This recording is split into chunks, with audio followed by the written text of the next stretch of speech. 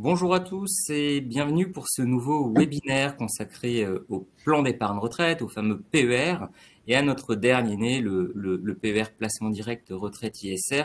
Aujourd'hui, je suis accompagné, et j'ai la chance d'être accompagné par Hervé Guez, directeur des gestions de Mirova. Bonjour Hervé. Bonjour Henri, bonjour Merci à d'être tous. avec nous. Nous sommes ensemble, vous connaissez le principe, c'est toujours le même format, pendant environ 40-45 minutes. Vous avez été nombreux à vous inscrire, nombreux à nous poser des questions. Nous en avons sélectionné avec Hervé une dizaine que nous traiterons en fin de présentation. Il y a tout un tas de questions auxquelles on n'a pas pu répondre malheureusement, donc on viendra vers vous dans les prochains jours, sans faute. Et puis bien sûr, vous pouvez toujours échanger, poser des questions durant cette présentation, nous parler des sujets peut-être aussi que vous aimeriez que l'on aborde dans les prochaines semaines ou lors des prochains webinaires. Donc tout ça est assez libre, donc profitez-en, n'hésitez pas. Alors, je vous propose que l'on débute ce webinaire par une première slide que vous allez très vite comprendre. C'est le taux de remplacement, c'est-à-dire grosso modo de combien votre retraite, à quel niveau sera votre retraite par rapport à votre dernier salaire. On le sait, la réforme des retraites nous l'a rappelé. On a vu que l'âge légal, bien sûr, allait être prolongé un petit peu. On connaît la tendance de toute façon, mais c'est vrai qu'il y a une décote par rapport à son dernier revenu qui varie selon sa catégorie socio-professionnelle. Alors là, ce sont des estimations, il faut avoir ces chiffres un petit peu en tête, mais bien sûr, c'est pas du cas par, c'est du cas par cas à chaque fois. Donc là, c'est qu'un élément estimatif, mais c'est vrai que pour un fonctionnaire, la baisse de revenus est de l'ordre de 25% à la retraite. Un salarié cadre, c'est environ 50%, et pour un travailleur non salarié, un indépendant, c'est jusqu'à 75%. Alors face à ça, qu'est-ce qu'il faut faire? Chez placementdirect.fr, on estime qu'il y a deux réelles choses à faire, deux solutions. La première, bien sûr, c'est d'être pleinement propriétaire de sa résidence principale au moment du départ à la retraite, parce qu'il ne faut plus avoir de loyer ou de remboursement de crédit quand on a une baisse de revenus importante à la retraite. Et puis après, il faut faire de la retraite par capitalisation, que ce soit via le PER ou via un autre véhicule d'investissement, via de l'immobilier locatif, pourquoi pas. Enfin, il y a plein de solutions, mais il faut y penser le plus tôt possible pour disposer d'un complément de revenus à la retraite. Et on va le voir, le PER est une bonne solution. Le PER qui a été lancé avec la loi Pacte, on y arrive le 22 mai 2019. Le PER qui remplace les anciens dispositifs d'épargne retraite. Alors le PER, c'est plus simple, surtout sur le nom, parce que c'est un produit unique, donc c'est le plan d'épargne retraite. Après, quand on regarde dans les détails, c'est pas si simple que ça, mais au moins, ça a le mérite de simplifier l'offre d'épargne retraite en France, puisqu'aujourd'hui, il n'y a qu'un dispositif qui remplace donc le plan d'épargne retraite populaire pour les salariés, enfin pour tout le monde, parce qu'il était ouvert à tout le monde, le PER. Pour le contrat Madelin, voilà, c'était pour les travailleurs non salariés, donc là aussi le PER remplace le contrat Madelin, et le préfonds pour les fonctionnaires. Alors comme sur ces anciens dispositifs d'épargne retraite, pardon, il y a à l'entrée un avantage fiscal, puisque les versements volontaires que vous réalisez sur un PER sont déductibles de votre revenu imposable. Donc en fait, ça veut dire quoi? Ça veut dire, je prends un exemple simple, vous avez 100 000 euros de revenus imposables, vous effectuez un versement déductible sur un PER de 10 000 euros, et bien votre base imposable va passer de 100 000 euros à 90 000 euros. Donc votre économie d'impôt, en quelque sorte, correspondra à votre versement multiplié par votre taux marginal d'imposition, c'est-à-dire la tranche d'imposition la plus élevée sur la tranche la plus élevée de vos revenus. Donc c'est pour ça que l'on dit que le PER s'adresse malgré tout et avant tout aux personnes les plus fortement imposées sur leurs revenus. Alors il y a deux réelles nouveautés apportées par le PER. La première, c'est un déblocage anticipé qui a été facilité avec l'acquisition de la résidence principale qui est maintenant possible. C'était pas possible sur les anciens dispositifs. Pardon. Et puis, également, un avantage à la sortie, puisque sur un PER, vous n'êtes plus obligé, comme sur les anciens dispositifs d'épargne retraite, de sortir en rente viagère. Vous pouvez choisir de sortir en rente viagère, mais également de sortir en capital. Et ça, c'est une réelle souplesse. Vous pouvez sortir en capital en une fois, vous pouvez sortir en capital fractionné, vous pouvez le faire également via des retraits partiels programmés, comme on pourrait le faire à partir d'un contrat d'assurance vie. Et ça, c'est une réelle innovation qui plaît énormément aux épargnants et qui était très attendue, notamment par les anciens titulaires de contrats d'épargne retraite qui n'hésitent pas aujourd'hui à transférer leur PER pour leur contrat Madelin vers un plan d'épargne retraite pour justement profiter de cette sortie en capital. Alors, si on fait un focus maintenant sur le sujet qui nous intéresse aujourd'hui, sur notre dernier né, le contrat placement direct retraite ISR, donc ce PER. Vous connaissez placementdirect.fr, on est courtier en ligne, notre ADN et notre façon de faire, aujourd'hui de proposer les meilleurs contrats à la meilleure tarification avec une offre financière innovante et percutante. Donc là, c'est ce qu'on a essayé de faire puisque le contrat en termes de tarification, il est très simple. Alors, vous n'avez pas de frais sur les versements, ça vous avez l'habitude, pas de frais sur les arbitrages, pas de frais sur les arrérages de rente si jamais vous souhaitiez sortir en rente viagère, même si aujourd'hui peu le souhaitent, mais dans certains cas, ça peut être intéressant. Donc là, il n'y a pas de frais sur l'arrachage de rente. Et puis, il n'y a pas de frais de transfert non plus. C'est que la réglementation encadre les frais de transfert sur le PER à 1% les 5 premières années du PER. Donc ça, c'est un plafond. Bon, voilà, sur ce contrat, chez placementdirect.fr, on a souhaité réduire à zéro, qu'il n'y ait pas de frais de transfert. Comme ça, si vous souhaitez partir, on ne pense pas que ce sera le cas, c'est pour ça qu'on l'a fait, mais si vous souhaitez partir de ce contrat-là, eh bien, on ne retiendra aucun frais. Vous pourrez aller effectuer un transfert à la concurrence si vous le souhaitez. Donc, en fait, au final, sur ce contrat, il n'y a que des frais annuels de gestion qui sont de 0,6% sur le fonds en euros et de 0,50% sur les supports en unité de compte, et ce, quel que soit le mode de gestion. Sur ce contrat, vous avez 3 modes de gestion. La classique gestion libre, donc là, vous sélectionnez vous-même les supports en unité de compte de votre contrat.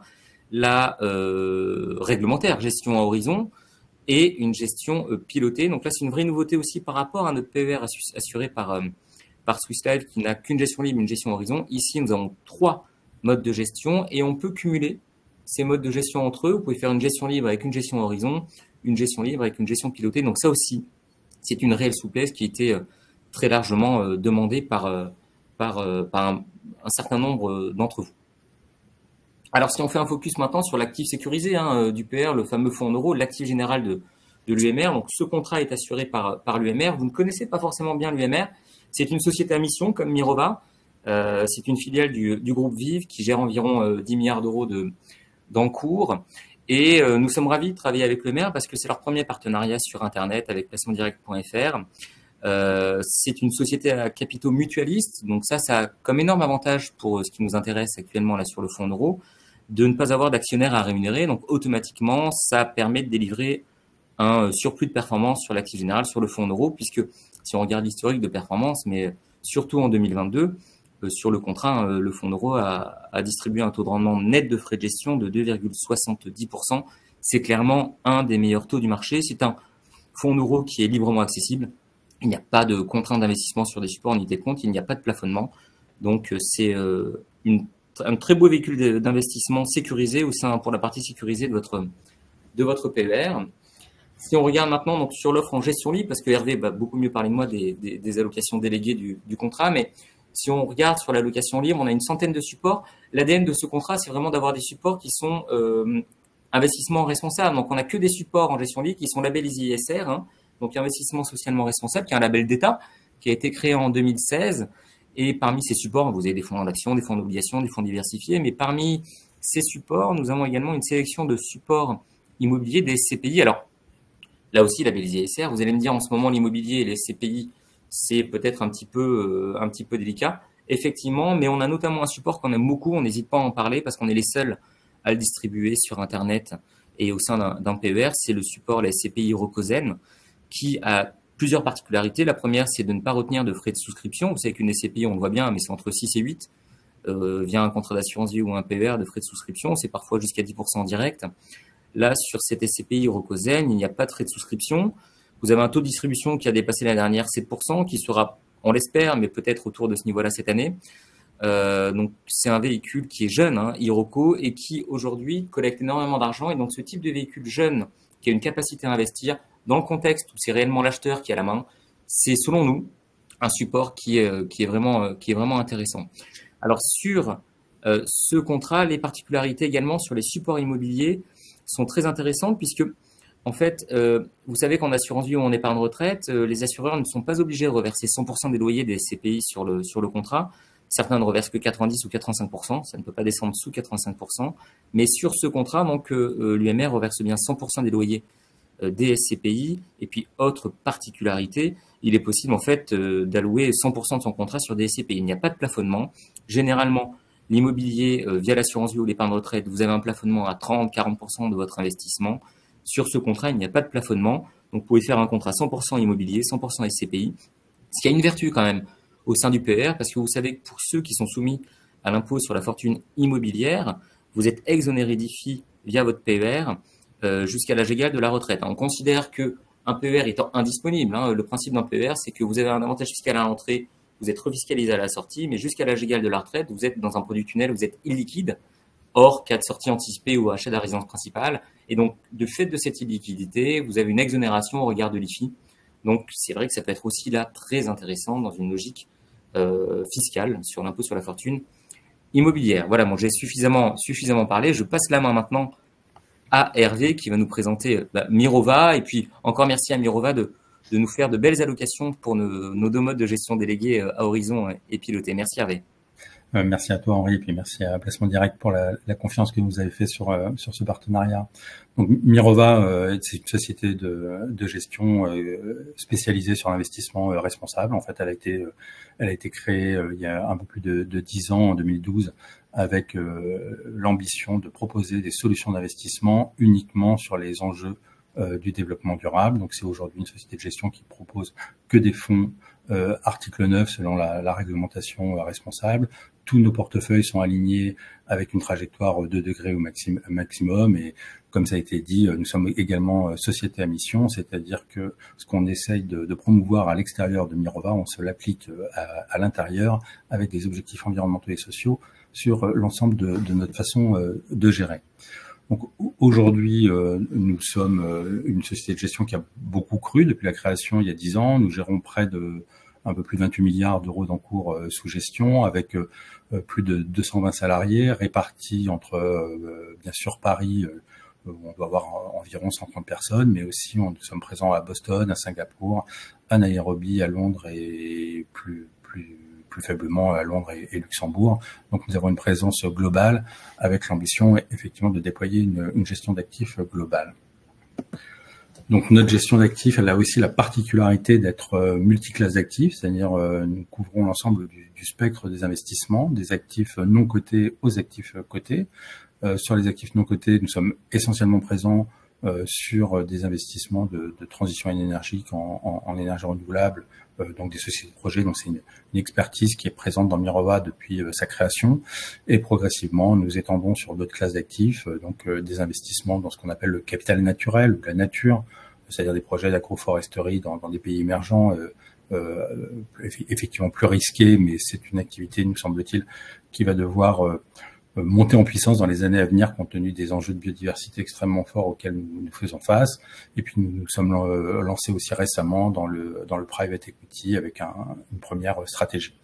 Voilà pour la partie actifs réels. On va aujourd'hui surtout parler des actifs cotés, et donc c'est le gros de nos encours sous gestion, avec un positionnement sur la gestion action extrêmement fort, puisqu'on est à 18 milliards, un peu plus d'encours sous gestion, avec que des fonds, encore une fois, article 9 et bénéficiant du label ISR, des actifs obligataires avec une très forte présence et prépondérance d'obligations vertes et sociales.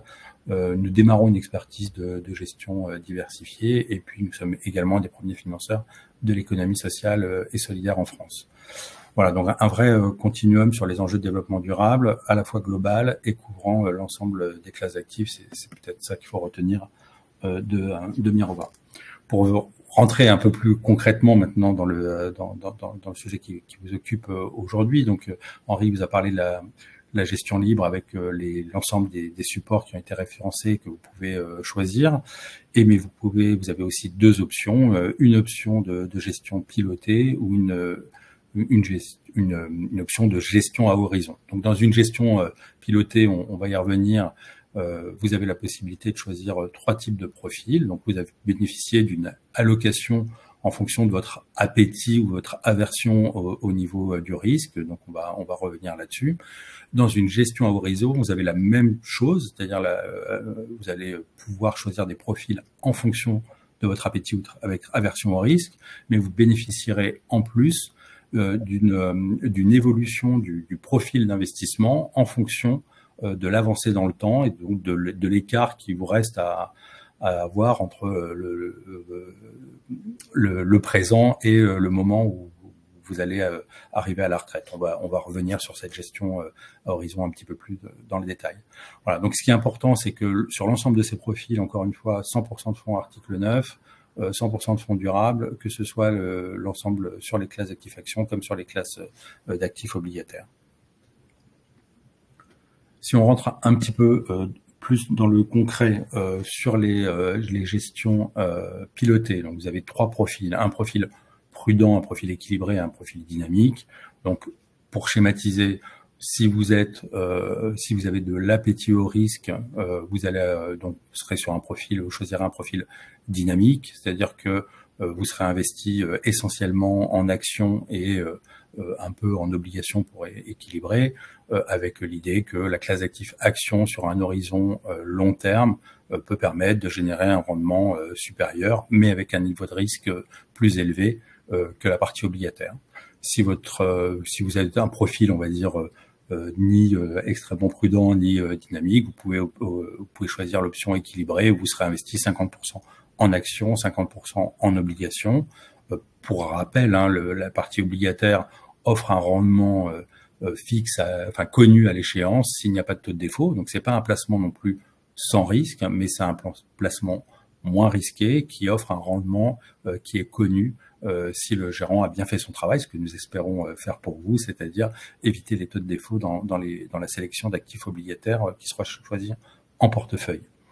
Voilà, et puis enfin un profil prudent. Là, la partie action sera minime. Vous aurez une grosse partie obligation et puis une partie diversifiée. Et nous avons mis un peu l'ensemble des supports qui seront à disposition de notre gestion pour investir.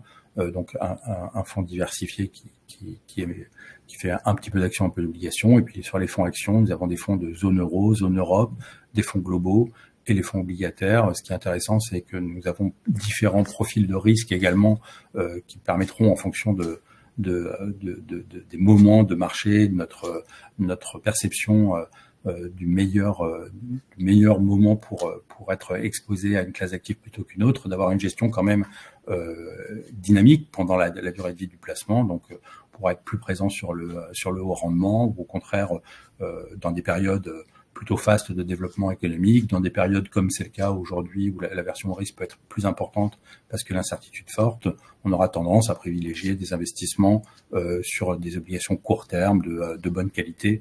Voilà, on a un vrai panorama d'offres de gestion complète qui permet de gérer efficacement vos investissements. Sur la gestion à horizon, donc c'est un peu le même sujet, mais on introduit une dimension supplémentaire qui est le temps. Donc là, on a pris par exemple une échelle de 40 à 0, c'est-à-dire vous êtes à 40 ans de la retraite ou vous prenez votre retraite l'année prochaine. Et donc, dans un profil prudent, vous allez avoir, si vous êtes malgré tout à 40 ans de la retraite, on va quand même être investi sur des actifs risqués, puisque comme je le disais, ces actifs risqués, quand on a un horizon long terme, ont normalement une promesse de rendement plus longue. Mais au fil du temps, plus on va se rapprocher de votre âge de retraite, on va désensibiliser vos investissements pour passer des actifs risqués à des actifs moins risqués. Et vous allez comme ça finir avec très peu d'actifs risqués. Là, dans l'exemple, moins de 5% en actifs risqués actions, les plus risqués. Et vous aurez une majorité d'investissements dans un fonds obligataire court terme qui a le bénéfice d'offrir quand même un rendement avec des taux bas assez attractifs, puisqu'on va être aujourd'hui sur des taux de plus de 4% de rendement si les taux restent ce qu'ils sont aujourd'hui.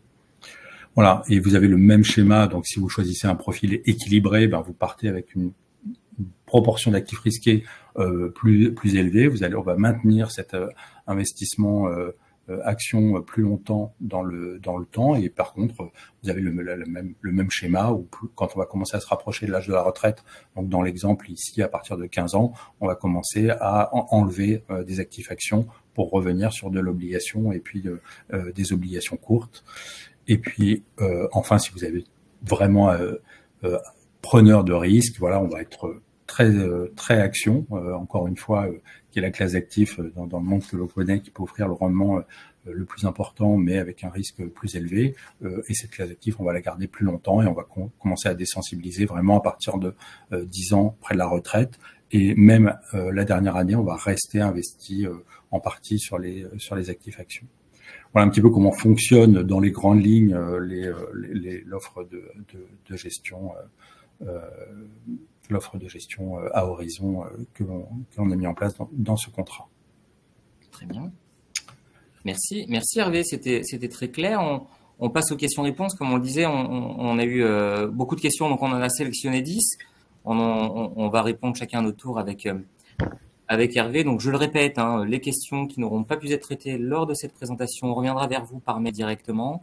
N'hésitez pas à nous poser toujours en commentaire d'autres questions ou à nous faire des recommandations sur des sujets qui pourraient vous intéresser lors des prochains webinaires. Je rappelle également, j'ai oublié de dire en introduction, mais que ce webinaire sera également bien sûr disponible en replay dans les prochains jours. Allez, on débute avec les questions. Première question d'Hervé, donc un autre Hervé, c'est pas le Hervé. C'est pour moi. Quoique, il aurait peut-être posé. Mais donc Hervé, je suis à la retraite. C'est une question pour moi. Je suis à la retraite, puis donc ce n'est pas moi. Puis j'ai encore adhéré à un PER. Donc la réponse est oui. En fait, ce qu'il faut regarder, Hervé, ça fonctionne, ça dépend des contrats. Certains contrats interdisent l'adhésion à un retraité. Nous, sur les 2 contrats que l'on distribue chez placementdirect.fr, le contrat assuré par Swiss Life et celui d'aujourd'hui qu'on présente là, le PER Placement Direct Retraite ISR assuré par UMR, vous pouvez adhérer à la retraite. Sur le contrat assuré par l'UMR, donc PER Placement Direct Retraite ISR, il y a un âge limite à 70 ans si vous êtes déjà à la retraite, et si vous êtes encore en activité, vous pouvez adhérer jusqu'à 75 ans. Voilà ce qu'il faut retenir. Sur le PER de Swiss Life, il n'y a pas de limite d'âge. Il y a d'autres contrats qui interdisent à partir de l'âge légal d'adhérer. Donc ça, c'est variable d'un contrat à l'autre. Chez Placement Direct, en tout cas, vous avez un petit peu de marge pour adhérer encore plusieurs années après l'âge légal. Voilà Hervé. Question maintenant pour notre Hervé. Une question de François.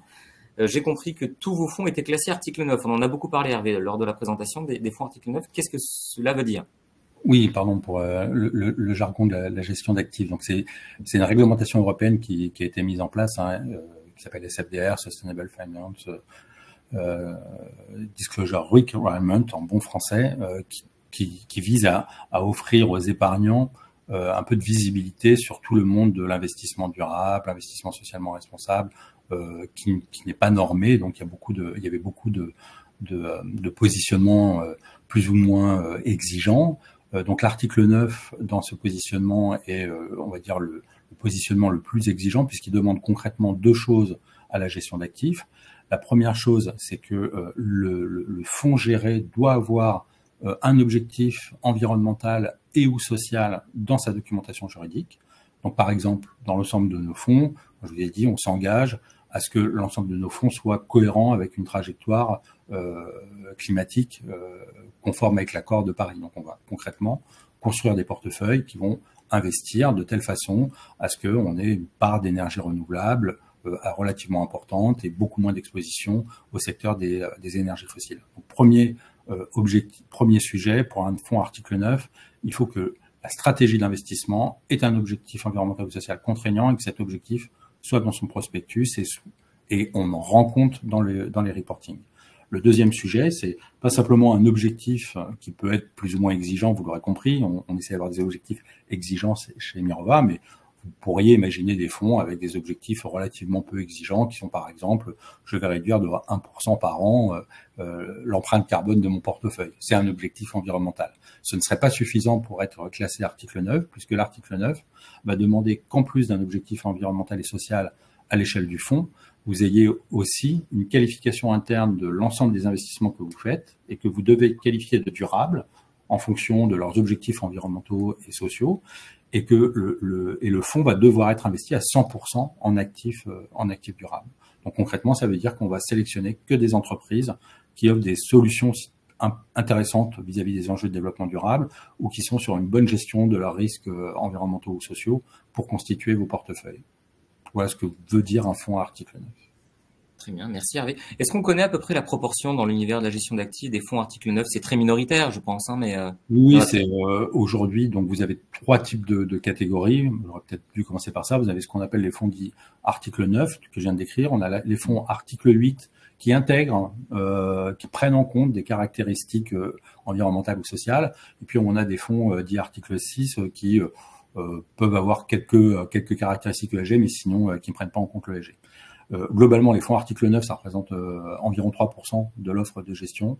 Les fonds article 8 on est à 60%, et là, il y a une énorme hétérogénéité des pratiques. Hein. Vous pouvez être de quelque chose qui est très cosmétique, entre guillemets, à quelque chose d'un peu plus sérieux. Et puis, vous avez le reste, donc un peu moins de 40% du marché, 35% du marché, qui globalement prend pas en compte les enjeux environnementaux et sociaux dans sa gestion. Très bien, très clair. Merci Hervé. Alors une question de Geneviève, une question pour moi. Quel est l'intérêt de transformer un contrat Madelin en PER? Alors on l'a vu au début de la présentation, donc il est possible de transférer ces anciens dispositifs d'épargne retraite vers un PER. Alors, il y a deux solutions, Geneviève. Si vous souhaitez sortir en rente viagère, il peut peut-être être intéressant de garder un contrat Madelin. Pourquoi? Parce qu'il peut y avoir des garanties avantageuses sur ce contrat, notamment des garanties des taux techniques, des garanties de table de mortalité. Et donc ça peut valoir le coup, si vous souhaitez sortir en rente viagère, de conserver un contrat Madelin et de ne pas le transférer sur un PER. Donc, il faut regarder les caractéristiques du contrat. Je rappelle, par exemple, une garantie de table, ça peut être intéressant parce que l'espérance de vie est censée normalement progresser. Et donc, si vous aviez, par exemple, une garantie de table de mortalité avant le 21 décembre 2012, c'est une unification des tables de mortalité le 21 décembre 2012, utilisée pour calculer les rentes viagères. Aujourd'hui, donc, c'est la TGF 05, ça aussi, c'est du jargon d'assureur pour le coup, qui est utilisée. Donc, c'est la table des femmes, mais elle est utilisée y compris pour les hommes. Ce qui veut dire que les hommes qui aujourd'hui auraient la TGF 05 se verraient donc quelque part diviser leur capital par une table de mortalité plus longue que la table réellement appliquée à un homme. Donc c'est dire que ça viendra baisser le niveau des rentes viagères. Donc il y a plein de paramètres à prendre en compte. Donc si vous souhaitez sortir en rente viagère, regardez de près le sujet. Si vous ne souhaitez pas sortir en rente viagère, vraiment il faut sortir de son contrat Madelin transférer son contrat Madelin vers un PER, parce que seul le PER permet de sortir en capital. Donc ça c'est un transfert. Un petit point juste sur les frais de transfert. Donc là, ce ne sont pas les mêmes que de PER à PER. Donc sur les anciens dispositifs, frais de transfert sont plafonnés à 5% les 10 premières années. Si votre contrat Madelin ou votre contrat PERP a plus de 10 ans, ils sont réglementairement à 0%. Donc il n'y a pas non plus de contre-indication à transférer un Madelin vers un PER s'il a plus de 10 ans. S'il a moins de 10 ans, ça vaut peut-être le coup d'attendre quelques années avant de le transférer encore, pour que ce soit gratuit. Parce que 5%, c'est beaucoup quand même. Question suivante de Rafik Hervé, une question pour vous. Quels sont les secteurs ou les valeurs dans lesquels Mirova s'interdit d'investir? Oui, alors on va commencer par les valeurs. Donc quand on parle de valeurs, on va dire globalement, ça va être des entreprises. Donc je vous l'ai dit, quand on est classifié article 9, cela revient à regarder l'ensemble des entreprises dans lesquelles on investit et de se poser des questions sur leurs pratiques environnementales ou sociales. Donc si on devait schématiser, on va globalement séparer l'investissement en deux catégories équivalentes. La première, les entreprises qui sont plutôt mieux disantes en termes de pratiques environnementales ou sociales ou qui offrent des solutions environnementales et sociales intéressantes. Et puis les entreprises qu'on considère plutôt à la traîne sur les prises en compte des enjeux de développement durable. Donc dès qu'une entreprise, quel que soit son secteur d'activité, ne prend pas suffisamment en compte les questions environnementales ou sociales, elle ne pourra pas être investie. Au-delà de ce simple critère de dire on va investir durable, on va de plus favoriser fortement les entreprises les mieux évaluées. Donc on se contente pas juste de dire il y a 50% d'entreprises dans lesquelles on ne peut pas investir. Au sein des 50% restantes, l'ensemble de l'offre de gestion va essayer de maximiser quand la qualité financière, économique de l'entreprise est au rendez-vous. On va favoriser les entreprises qui, selon nos experts internes, une équipe de recherche dédiée, ont les meilleurs impacts environnementaux ou sociaux. Donc on est dans le monde du côté, on est dans le monde de l'économie. Donc évidemment, il n'y a pas d'entreprise parfaite. Toute entreprise émet des gaz à effet de serre, comme d'ailleurs tout être vivant. Toute entreprise a des problématiques à gérer. Mais il y a malgré tout des développeurs d'énergie renouvelable, des solutions dans l'économie circulaire, la gestion des déchets. Donc c'est les entreprises les mieux disantes qu'on va essayer de capter. Donc presque plus que l'exclusion, ce qui est intéressant, c'est cette idée d'avoir placé les enjeux de développement durable dans la génération d'idées, essayer de maximiser l'impact de l'ensemble de nos stratégies en étant sur les acteurs les plus en pointe. Sur les secteurs, on a coutume de dire qu'on n'a pas d'exclusion a priori, au sens où on n'a pas d'opinion éthique préconçue sur l'adéquation des secteurs aux enjeux de développement durable. Mais concrètement, il se trouve qu'il y a des secteurs sur lesquels on estime que, aujourd'hui, la façon dont ils opèrent est finalement plus un problème qu'une solution. Ça va être typiquement le cas du secteur du charbon ou du secteur des extractives pétrolières, sur lequel on considère qu'aujourd'hui, leur mix d'activités n'est pas cohérent avec l'accord de Paris. Et donc, comme on veut des stratégies d'investissement cohérentes avec l'accord de Paris, on va être totalement absent de ces secteurs-là, parce que pour nous, c'est des entreprises qui aujourd'hui apportent plus de problèmes aux enjeux environnementaux qu'elles apportent de solutions. Et donc, ça va être des secteurs qu'on va exclure. On va exclure aussi des secteurs comme l'industrie de la défense, qui a un secteur qui comporte des risques. Là aussi, c'est pas un jugement moralisateur au sens où on a besoin de la défense pour se protéger. Néanmoins, ce qu'il faut savoir, c'est quand vous investissez dans le secteur de la défense, vous prenez un risque pays important, au sens où c'est les États qui autorisent les réexportations d'armements. Et vous le savez, de gros acheteurs d'armements sont des régimes non démocratiques, donc vous prenez un risque que les armes qui auraient été vendues, les investissements, soient un jour utilisés contre des populations civiles dans des zones de conflit des régions non démocratiques. Donc c'est ce type de risque-là qu'on veut éviter en n'étant pas présent sur le secteur de la défense.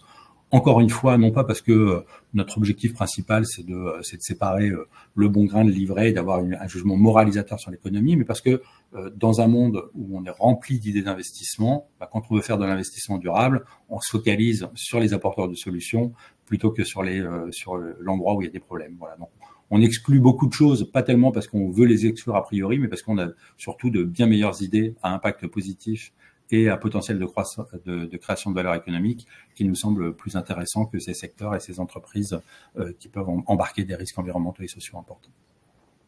Très bien, merci Hervé. Alors une question de Raphaël pour moi, les versements sont-ils déductibles du revenu ou de l'impôt final? Donc on en parlait rapidement également en début de présentation. Le PER, c'est bien un versement déductible de son revenu imposable, ce n'est pas une réduction d'impôt. Donc là, vous venez baisser votre base imposable. D'accord? Donc, je reprends un exemple. Vous avez 100 000 euros de revenus imposables, vous effectuez un versement déductible dans le cadre de votre plafond. Votre plafond d'épargne retraite, votre plafond de déductibilité est disponible sur votre avis d'imposition en dernière page, comme votre TMI d'ailleurs, c'est une nouveauté de cette année, votre taux marginal d'imposition. Donc, si vous effectuez un versement de 10 000 euros, vous gagnez 100 000 euros de revenus imposables, le barème de l'impôt sur le revenu va s'appliquer uniquement sur une base de 90 000 euros et non pas de 100 000 euros. C'est ça, une déduction d'impôt. Donc, les 10 000 euros, en fait, l'économie derrière d'impôt que vous réalisez, comment il faut la calculer? Il faut donc la calculer par le montant de votre versement multiplié par votre taux marginal d'imposition. Donc, si votre TMI est de 30% et que vous faites un versement déductible de 10 000 euros, votre économie d'impôt est donc de 3 000 euros. C'est aussi simple que ça. Donc, il ne faut pas confondre avec une réduction d'impôt que peut par exemple apporter un investissement dans l'immobilier de défiscalisation comme historiquement du CELI ou du Pinel. C'est quelque chose de différent. Hervé, une question de Lucie. Une question sur les performances 2022. C'est vrai que 2022 a été une année un petit peu chahutée. La plupart des gestions déléguées sur les profils prudents ont eu des performances très décevantes. Pourquoi? Oui, alors c'est une très bonne question, Lucie. C'est une année 2022 est une année extraordinaire d'un point de vue de la gestion d'actifs. Qu'est-ce qui s'est passé cette année 2022? On a complètement changé de dimension puisqu'on était dans un monde qui n'avait cessé de connaître une baisse des taux d'intérêt. Voilà, si vous vous rappelez les années 80, 90, inflation, taux d'intérêt extrêmement élevé, et d'année en année, globalement, de façon quasi linéaire, on a eu une baisse importante des taux d'intérêt, et on était arrivé ces dernières années avec quasiment des taux d'intérêt à zéro, voire même on a eu des taux d'intérêt négatifs, et donc les questions des 2-3 années précédentes étaient quasiment, mais qui emprunte avec un taux d'intérêt négatif? Voilà. Donc on était sur un schéma un peu anormal lié à une conjoncture particulière avec des taux d'intérêt négatifs ou du moins très très très faibles. Alors à partir de 2022, on a eu un redémarrage de l'inflation extrêmement fort compte tenu de l'environnement macroéconomique et donc une remontée des taux extrêmement forte. Voilà, donc quand on est à 10% et qu'on passe à 7%, on a moins le sentiment que le choc sur les taux est important. Là, on est passé encore une fois de 0 à 3% sur les taux allemands aujourd'hui, et plus de 4% sur les taux des obligations françaises. Et donc, vous avez eu un choc de taux extrêmement important. Or, les profils prudents, je vous l'ai dit, sont essentiellement investis sur les profils obligataires. Parce que quand vous rentrez dans une obligation, si le taux d'intérêt est à 3%, 100, par exemple, ben l'émetteur d'une obligation va émettre une obligation à 100. Il va vous dire qu'il vous paye un coupon de 3% par an et qu'il vous remboursera à 100 à l'échéance. Voilà. Et donc, cette obligation vous paraît intéressante, vous l'achetez à 100, vous récupérez 100 et entre-temps, vous avez pris 3%. Si demain, les taux sont à 5%, vous allez dire, ben moi, j'en veux plus de cette obligation. Ça m'intéresse pas de recevoir 3% par an si les taux sont à 5%. Donc, qu'est-ce qui se passe? C'est que dans le marché, le prix de l'obligation va s'ajuster. C'est-à-dire que l'obligation qui avait été émise à l'époque où les taux étaient à 3, ben, elle vaut plus 100 puisque c'est beaucoup moins intéressant de recevoir 3. Donc, elle va valoir moins que 100 et vous allez toucher 3% par an comme ça, c'était la promesse contractuelle, mais vous allez faire une plus-value à la sortie qui va compenser, entre guillemets, le manque à gagner par rapport à une nouvelle obligation qui vaudrait 100 et qui aurait un coupon de 5%. Or, c'est ça qui s'est passé sur l'année 2022. C'est pas que les sélections d'obligations, il y a eu beaucoup de défauts, c'est que comme les taux ont beaucoup remonté, les valorisations des actifs obligataires ont beaucoup baissé. Donc, à l'échéance, on aura le rendement qu'on avait imaginé, mais c'était un rendement beaucoup plus faible. Voilà. Et pour vous donner un ordre de grandeur, quand les obligations, on parle de sensibilité au taux, quand les obligations ont une durée moyenne d'un peu plus de 5 ans, on va dire que la sensibilité est de 5. Ça veut dire que pour 1% de hausse des taux, le prix de l'obligation va baisser de 5%. Donc, quand vous avez une hausse des taux de 3%, le prix des obligations va baisser de 15%. Et voilà. Et 2022 était une année atypique, puisque avec ces chocs de taux extrêmement forts et violents, vous avez des actifs obligataires qui ont plus perdu que les actifs les plus risqués, les actifs actions. Voilà. Donc, une année assez extraordinaire dans laquelle le choc de taux a fait que la valorisation des actifs obligataires a beaucoup baissé, ce qui ne veut pas dire qu'il y avait du défaut dans cette classe d'actifs et que les rendements au moment de l'acquisition des obligations ne seront pas au rendez-vous. Très bien, merci Hervé. Alors une question d'Olivier, qui est une question qu'on a souvent sur le PER, puisque vous le savez, le taux marginal d'imposition de 30% et la tranche est très très large. Donc beaucoup d'épargnants en épargne retraite, en PER, sont à un TMI de 30%, puisque pour vous donner un ordre d'idée, on est 30% démarre à 27 500 € de revenus imposables par part et on va jusqu'à plus de 70 000 €. Donc la tranche est très large. Donc beaucoup de personnes sont à 30% à l'entrée, ce qui veut dire que vous allez économiser 30. Par contre, à la sortie, je le rappelle, le PER, c'est un différé d'imposition. À la sortie, vous serez refiscalisé. Et donc, vous risquez également, comme la tranche est très large, même s'il y a un haircut, même s'il y a un trou dans vos revenus à la retraite, votre pension, vous risquez d'être toujours à 30%. Donc en fait, c'est vrai que de prime abord, on se dit j'ai économisé 30 à l'entrée, si c'est pour repayer 30 à la sortie, quel est l'intérêt? C'est une vraie bonne réflexion. L'intérêt, en fait, il faut le voir sur le long terme, parce qu'en fait, si je reprends mon exemple de tout à l'heure, avec 100 000 € de revenus imposables, 10 000 € de versement, vous économisez 3 000. Si vous aviez payé votre impôt, vous auriez eu 7 000 € d'épargne, vous auriez pu placer sur un contrat d'assurance vie, le même que le PER, par exemple, d'ici, avec la même offre, les mêmes frais, mais vous auriez placé 7 000 €. Là, en effectuant un versement déductible sur un PER, vous n'allez pas placer 7 000 €, vous allez placer 10 000, parce que vous allez économiser 3 000 € d'impôt.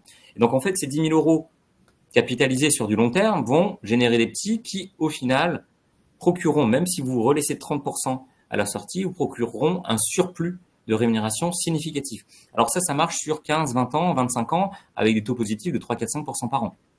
Si vous faites ça à 62 ans pour sortir à 65 ans, ça marche pas. Il n'y a pas beaucoup d'intérêt à verser, économiser 30 maintenant pour sortir dans 3 ans, à moins d'avoir fait des performances stratosphériques. Mais normalement, sur 3 ans, ça permet pas, ça donne pas suffisamment de temps pour le faire.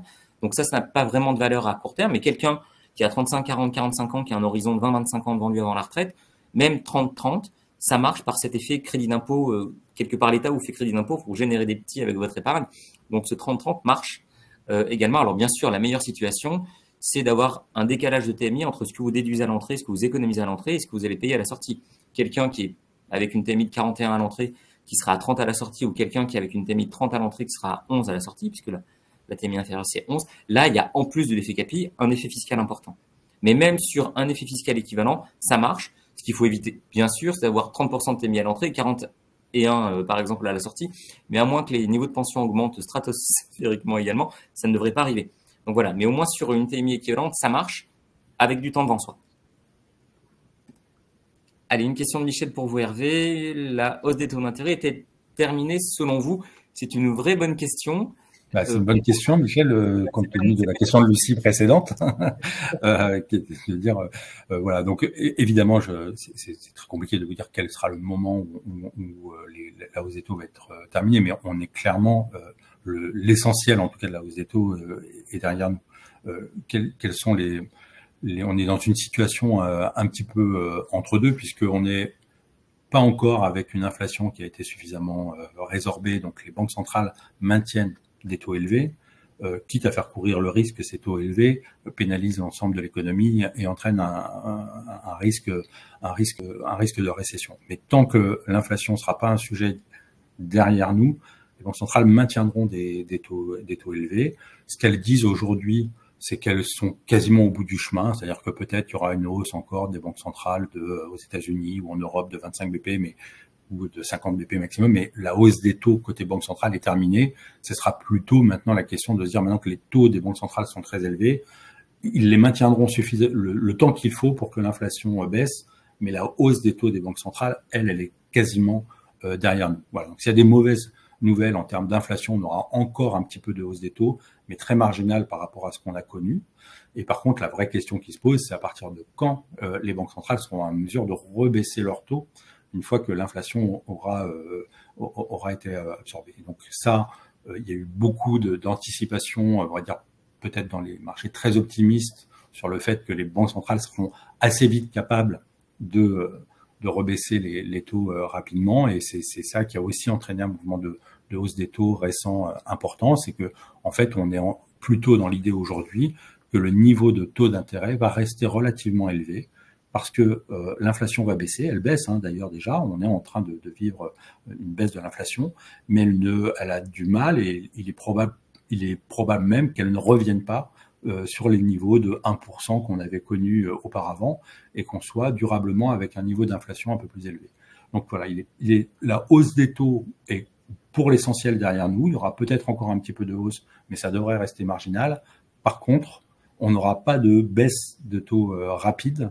Il faudra attendre vraiment que le sujet de l'inflation soit derrière nous pour qu'on puisse envisager de rebaisser les taux. Et je pense que dans notre scénario central, on pourra avoir des taux plus bas que ceux actuellement. On ne reviendra pas sur la période que je mentionnais, des taux quasiment à zéro, voire des taux négatifs, puisque aujourd'hui on a une bonne dynamique côté américain en termes de croissance d'emploi, et on a surtout un gros sujet de réinvestissement, notamment pour financer la transition environnementale. Et ce sujet d'investissement extrêmement important, avec une relocalisation importante d'industrie, est en soi quelque chose d'un peu inflationniste, puisque ça vise à recréer des emplois locaux sur des questions comme le traitement des déchets, la production d'énergie propre, etc. Voilà. Donc on aura des taux qui resteront structurellement plus élevés que ce qu'on a eu par le passé. Mais oui, on pourrait dire l'essentiel de la hausse des taux est aujourd'hui derrière nous. Très bien, merci Hervé. Une question d'Alain, comment fonctionne la sortie en capital sur le contrat et quelle en est la fiscalité? Alors là aussi, la sortie en capital, donc tous les PER du marché vous proposent de sortir en capital ou en rente viagère. Certains proposent même de sortir à la fois en rente et en capital. Nous, sur nos contrats, vous avez un minimum généralement qu'il est demandé pour effectuer un retrait à partir de son PER. Sur le PER placement direct retraite ISR, il est de 500 €, pas très élevé. Sur le PER assuré par Swiss Life, notre PER placement direct, il est de 1500 €, il est un peu plus élevé. Donc, malgré tout, vous pouvez piloter assez facilement quand même le complément de revenu qu'il est nécessaire pour compléter votre retraite. Fiscalement, ce qu'il faut regarder, c'est que lorsque vous faites un retrait en capital, on va regarder deux choses en fait. De quoi est composé votre capital, votre retrait? Votre retrait, en fait, si je reprends toujours mon exemple, parce que j'aime bien prendre des exemples, c'est toujours assez parlant. Donc, si je retire 1000 €, admettons que dans ces 1000 €, j'ai effectué 900 € de versement et que j'ai généré 100 € de gain. Donc, mes 1000 € sont composés de 900 € de versement. Sur les versements, on va, au moment de la sortie, rebasculer ça dans son imposition sur les revenus. Donc, vous allez appliquer la fameuse TMI, le taux marginal d'imposition, sur ces 900 € là. Sur les gains, donc sur les 100 €, vous allez appliquer la flat tax de 30%. C'est pour ça qu'en fait, si vous êtes à 30 de TMI plus sur les gains, la flat tax à 30%, votre sortie au global, elle sera 30% à la retraite. Pour beaucoup de monde, ce sera ça. Pour ceux qui sont à plus, À 41, la flat tax apportera un réel avantage sur la partie gain.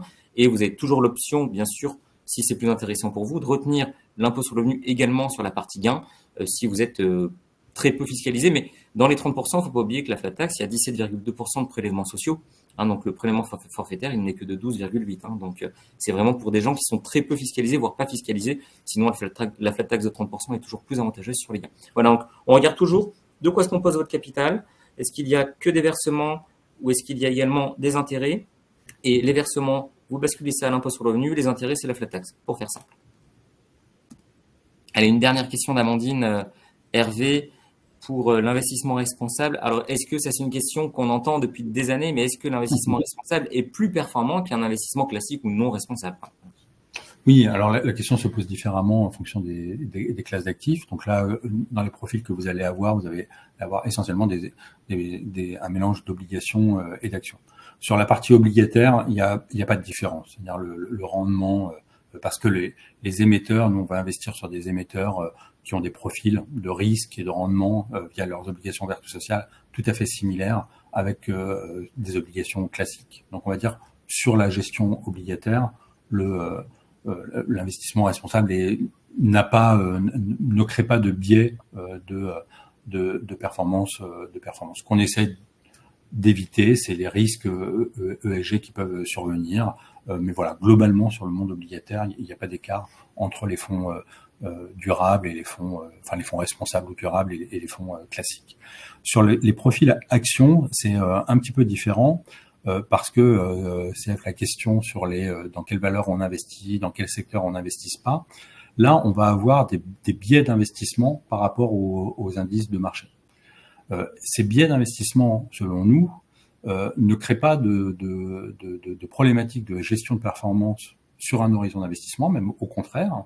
Nous, notre proposition de valeur, c'est d'essayer de faire mieux que les grands indices de référence parce que on va encore une fois se positionner sur les secteurs, les entreprises qui nous paraissent adresser le mieux les enjeux de développement durable. Et comme ces enjeux de développement durable deviennent de plus importants dans l'économie, donc on pense qu'on va extraire plus de valeur sur ces investissements-là dans la durée que des investissements classiques. Néanmoins, ça, c'est si on raisonne sur un horizon d'investissement long, et il faut avoir en tête que sur des périodes relativement courtes, de 1 an ou 2 ans, comme ça a été le cas l'année dernière et l'année d'avant, par exemple quand on est dans des phases de remontée de taux ou quand les prix du pétrole montent massivement, il y a des secteurs qui sont ceux sur lesquels on ne va pas être positionné, qui ponctuellement vont être plus performants. Voilà. Donc, sur l'horizon d'investissement, notre sélection de valeurs doit créer plus de valeur qu'un investissement classique. En tout cas, c'est ce à quoi on va s'attacher et ça va dépendre de la qualité de la gestion. Donc, on espérera être au rendez-vous. Par contre, par rapport à une gestion qui investirait un peu comme les indices classiques, le CAC 40 ou le Stock 600 pour les plus connaisseurs, on a des biais de gestion qui fait qu'il y a certaines années dans lesquelles on peut sous-performer, comme inversement, il y a des moments de marché où structurellement, on va surperformer parce que ces secteurs seront plus pénalisés en bourse. Un dernier mot peut-être, j'ai parlé de la performance spécifique d'un fonds ou d'une sélection de valeurs. N'oublions pas que dans la promesse de création de valeur de l'investissement responsable, il y a aussi l'idée qu'on cherche à aiguillonner l'économie dans un sens plus durable et avoir une contribution positive à la construction d'une économie plus durable.